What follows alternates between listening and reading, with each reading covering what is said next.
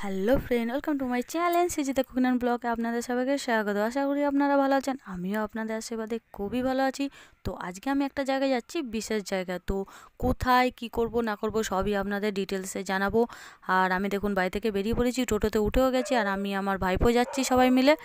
আর দেখতেই পাচ্ছেন চারিদিকে শুধু সরস্বতী ঠাকুর, যেহেতু সামনে সরস্বতী ঠাকুর চলে এসছে পুজো, এই কারণে আর বেশি দিন নেই, মানে একদিন বাকি মাঝখানে।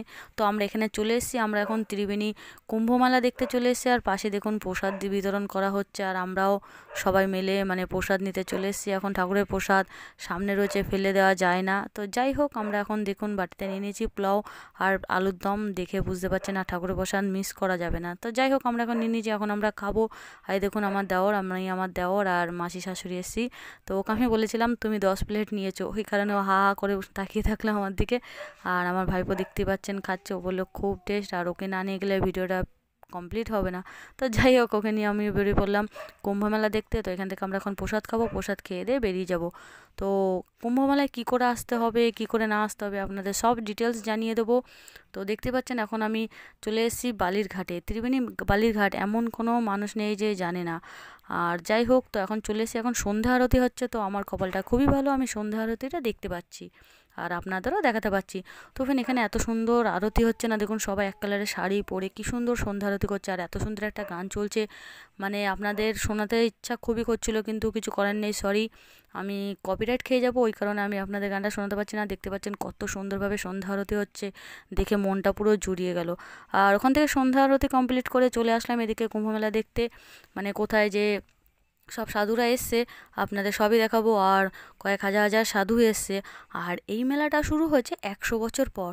তো 100 বছরটা কী কারণে মানে বন্ধ ছিল, আমি তো অতটা ডিটেলস এখনও জানি না। তো যাই হোক, 100 বছর পর এই মেলাটা আবার চালু হলো। তো এখন আমরা যাচ্ছি কত ধরনের সাধু দেখতে।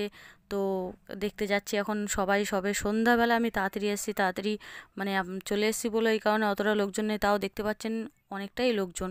তো এখানে দেখতে পাচ্ছেন হর হর মহাদেব রয়েছে, কালী ঠাকুরও রয়েছে, সব ধরনের ঠাকুর এখানে রয়েছে। আর সামনে সব সাধুরা এসে বসে পড়েছে। তো আমি এখন আপনাদের দেখাবো সব ধরনের সাধু, তারপর ল্যাংটো সাধু, এমনি সাধু, সব ধরনের সাধু এসছে, আপনাদের সবই দেখাবো, কি করছে না করছে সবই আপনাদের জানাবো। তো ওই কারণে আসা কষ্ট করে, বুঝতেই পারছেন। আর আপনাদের কাছে একটা রিকোয়েস্ট, চ্যানেলে যে নতুন হয়ে থাকবেন অবশ্যই চ্যানেলটাকে সাবস্ক্রাইব করে যাবেন। তো চলো দেখা যাক। তো ফ্রেন্ড দেখতে পাচ্ছি এখানে কত ধরনের সাধু বসে আছে, খালি গায়ে বসে থাকে, মানে কতটা শীতের মধ্যে তারা কতটা কষ্ট করছে, কতটা তপস্যা করেছে, দেখে তো বুঝতেই পাচ্ছেন। তো যাই হোক, এখনও মানে এখানে যজ্ঞ শুরু হয়নি, যজ্ঞ শুরু হবে।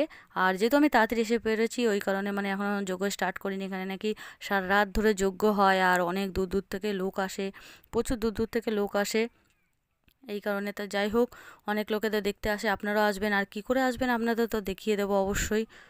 আর এদিকে দেখুন সব বড় বড় সাধু যাচ্ছে। এইদিকে এইদিকে দিদি জায়গা করুন, জায়গা করুন, বড় জায়গা, জায়গা করুন।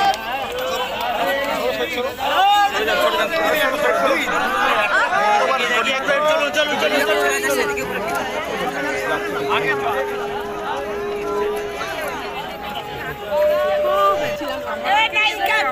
তো ফ্রেন্ড দেখতে পারলেন এখানে লকেট চ্যাটার্জি এসে, তো আমাদেরও সৌভাগ্য হয়ে গেল তাদের দেখা। তো যাই হোক, সেটা বড় বিষয় নয়, বড় কথা হচ্ছে তো কেমন লাগলো অবশ্যই কমেন্টে জানাবেন। আর এখানে কি করে আসতে হবে আপনাদের বলে দিচ্ছি, ত্রিবেণী স্টেশনে এসে আপনারা হেঁটেও আসতে পারেন, কোনো অসুবিধা নেই, বা শিবপুরে হয়। তো যাই হোক, তো ফ্রেন্ড ভিডিওটা এই পর্যন্ত। ভিডিও যদি ভালো লাগে অবশ্যই লাইক কমেন্ট চ্যানেল সাবস্ক্রাইব করতে ভুলবেন না। দেখাচ্ছে নেক্সট ভিডিও।